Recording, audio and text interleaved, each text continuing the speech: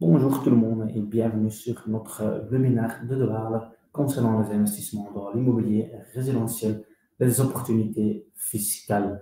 Cet webinaire est donné pour notre semaine nationale de l'immobilier. Si vous avez des questions, n'hésitez pas à les poser dans le chat. Il y a un collègue qui est là pour répondre à toutes vos questions.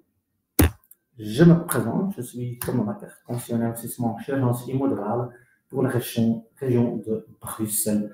Vous voyez ici un petit aperçu de ce qu'on va discuter. Le premier sujet, c'est la fiscalité et l'accusation concernant les investissements ou les achats résidentiels.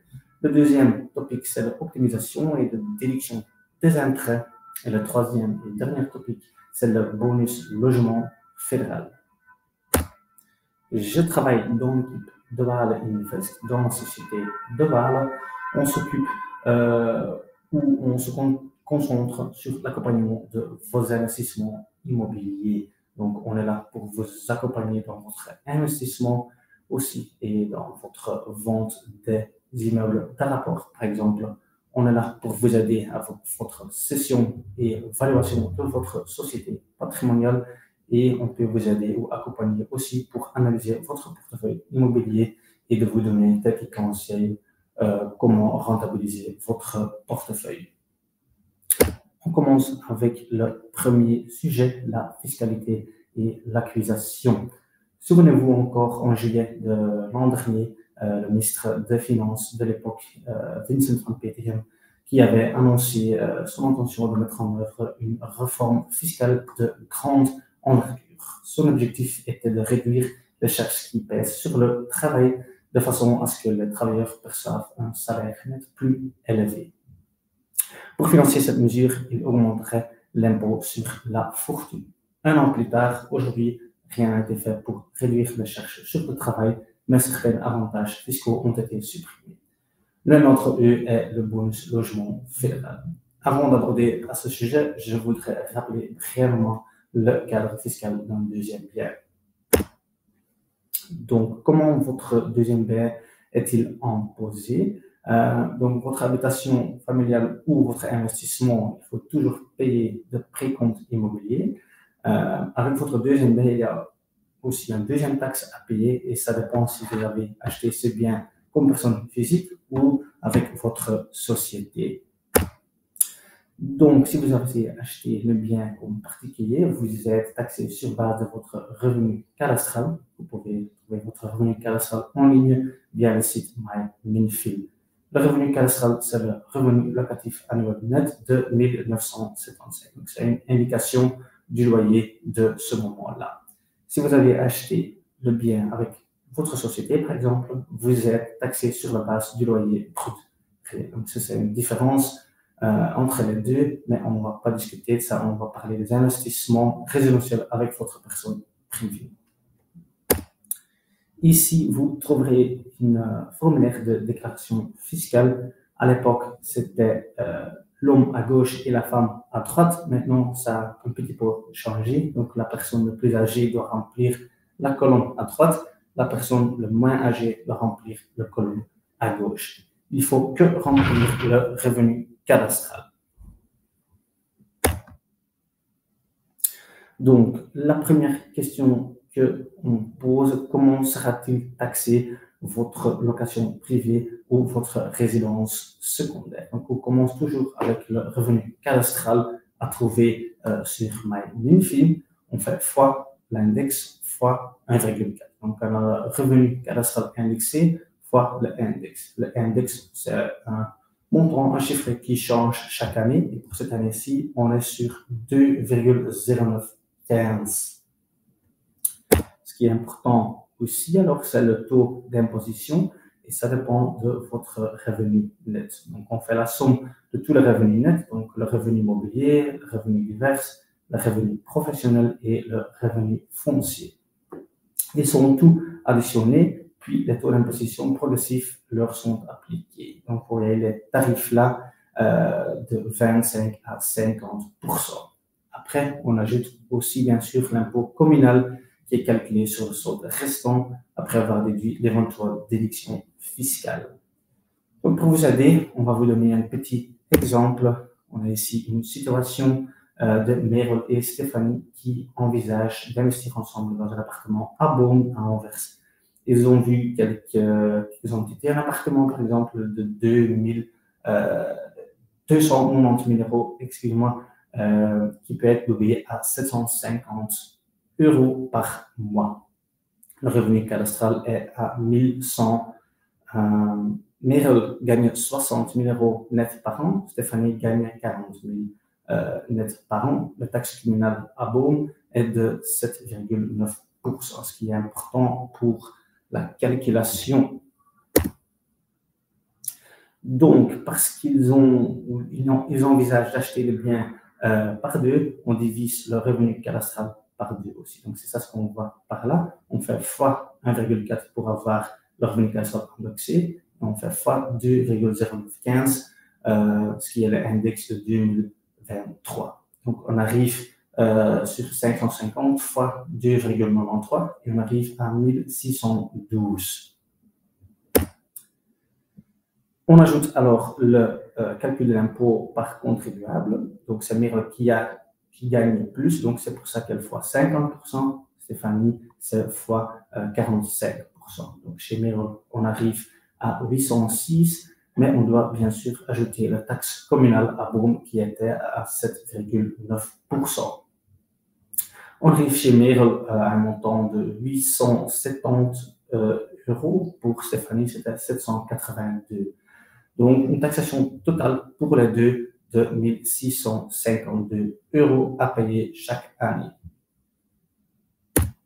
On arrive au deuxième topic, l'optimisation des déductions des intérêts.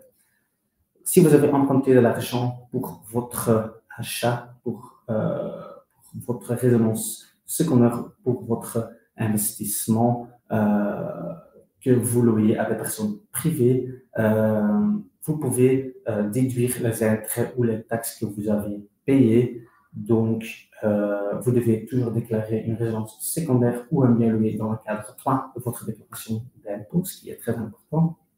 Et c'est sur cette base que le revenu foncier net imposable. Donc, on peut déduire les intérêts du revenu immobilier brut pour arriver au revenu immobilier net. Mais donc, la question aujourd'hui, combien est-ce que je peux ou je dois emprunter? Parce qu'on sait, tout le monde sait que le tarif a bien augmenté. On est bien sur 3,5, 4% ou 5 ou 4,5%. Donc, quel montant on doit emprunter? Donc, c'est un formule assez connu dans le vie immobilier. Donc, on fait le revenu cadastral fois l'index, ce qui est à 2,0915 fois 1,4 et on divise par le taux d'intérêt du crédit. Après, je vais vous montrer un petit exemple de Merel Stéphanie, combien il faut emprunter. Donc ici, chez Stéphanie et Merel, on était sur le revenu immobilier brut de 3224. Le taux d'intérêt sur un emprunt de 15 ans est environ à 4%. Donc, pour ceux qui ont ici, il y a une petite erreur dans le slide, mais les montants sont bien corrects. Donc, on arrive à 80 600 euros. Voilà. De nouveau, n'hésitez pas à poser des questions. Il y a une collègue dans le chat qui est là pour vous aider. Le troisième et dernier topic, c'est concernant le bonus logement fédéral. Comme je viens de dire au début de la présentation, on avait un ministre des Finances, Wils van Petegem, qui a annoncé une réforme fiscale. Son objectif était de réduire les impôts sur le travail et d'augmenter la charge sur le patrimoine. Donc, on arrive bien sûr ici sur le bonus logement fédéral. C'est quelque chose qui change à partir de 2024. Donc, de quoi il s'agit? Vous avez emprunté de l'argent, vous pouvez déduire le remboursement du capital si le prêt est contracté avant la fin de l'année, donc avant le 1er janvier 2024. Ce qui est très important, c'est une chose fédérale, ça veut dire que c'est en Flandre, à Bruxelles et aussi à Wallonie. Il y a quelques conditions qu'il faut garder en tête. Donc, le seul remboursement de capital sont éligibles le prêt hypothécaire a une durée de minimum 10 ans ou 10 ans de plus et les biens que vous souhaitez acheter doivent être résidentiels. Donc, ça ne peut pas être des immeubles commerciaux, des garages ou un terrain, par exemple. Donc, quels crédits sont éligibles? Ça dépend si vous avez un crédit pour votre habitation familiale ou pas. Si vous n'avez pas de crédit pour votre habitation familiale, vous pouvez bénéficier de cet avantage. Si vous avez un crédit pour votre habitation familial, ça dépend quand vous avez contracté ce prêt. Si c'était avant 2016, il n'y a pas de combinaison avec ce bonus logement. Si vous avez emprunté l'argent après 2016, non, c'est à l'inverse. Si vous avez donc avant, c'était pas possible de combinaison. Si vous faites après, la combinaison est possible. Donc, il y a quelques trucs qu'il faut garder en tête. Il y a quelques plafonds qu'ils ont mis en œuvre. Donc, il y en a 3. Donc, le premier, c'était en fonction du montant de crédit. Le deuxième, c'est en fonction des revenus professionnels nets. Et le troisième, il y a un maximum de 2 350 €. Il y a 30% de réduction d'impôt, donc on peut aller jusqu'à 705 par personne. Dans le slide suivant, on va vous donner un petit exemple. Donc ici, on voit une image d'une société patrimoniale qu'on a en vente pour le moment, une immeuble de rapport avec 2 maisons de commerce. Ici, le casus, c'est Pete et Marek. Ils ont une habitation familiale, et donc le prêt a été remboursé entièrement. Et donc, ils ont décidé d'acheter cet immeuble de rapport à Bruxelles. Donc ici, quelques chiffres pour le casus. Donc, le revenu cadastral de l'immeuble de rapport à 800 €. Ils ont emprunté de l'argent, donc 200 000 €. Le remboursement du capital de première année est à 9 000 €. Les intérêts pour la première année sont à 5 000 €. Le salaire de Pete et le salaire de Marek est aussi mentionné. On est à 60 000 € et 70 000 €. Donc, comme je viens de dire, il y a 3 plafonds pour le bonus légalement fédéral. Le premier, c'est en fonction du montant de crédit. Donc, c'est une formule qu'on utilise. Donc, ici, ils ont acheté l'immeuble de rapport par 2. Donc, on divise les loyers par 2. Le remboursement du capital, je m'excuse, fois 2. Donc, ici, on est à 4 500 €. On fait fois 78 440 parce que c'est un montant fixe divisé par le montant qu'ils ont emprunté, donc 200 000 €. Et on arrive à un maximum de 1 765. Le deuxième plafond, c'est limité en fonction des revenus professionnels. Ici, on est au-dessous de 1 765 et donc ce montant même est au-dessus du maximum de 2 350. Donc, il n'y a pas d'application et donc le montant qui peut être inscrit par personne est de 1 765 €. L'avantage fiscal, donc 30% de ce montant, on arrive à 529 € par personne. Imaginez que vous avez un crédit de 20 ans, fois 2 parce que vous avez acheté cet immeuble de rapport magnifique avec des personnes.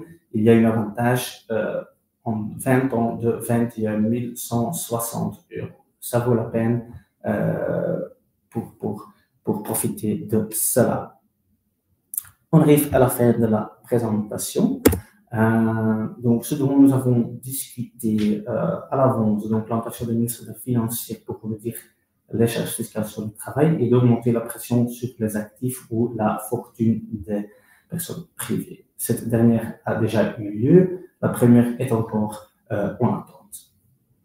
La deuxième chose qu'on a discuté, c'est l'imposition d'une résidence secondaire et d'un immeuble de rapport résidentiel.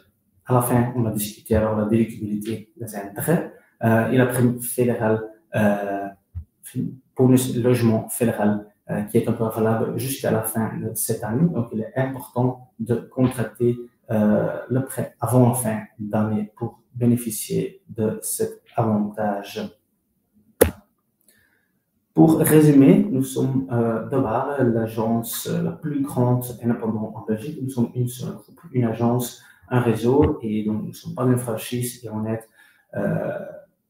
tout le monde dans notre bureau avec votre grand réseau. Un grand avantage chez nous, on a un grand portail dans lequel vous pouvez suivre votre dossier. Si vous souhaitez vendre, vous pouvez tout suivre chez vous à l'ordinateur et vous êtes toujours à jour avec toute l'information de votre dossier. Une dernière fois, n'hésitez pas à nous poser des questions dans le chat. On est là pour vous. Je vous remercie pour votre attention. Si vous avez des questions, n'hésitez pas à les envoyer vers notre adresse mail invest@deval.com. Je vous souhaite encore une bonne journée. Merci. Au revoir.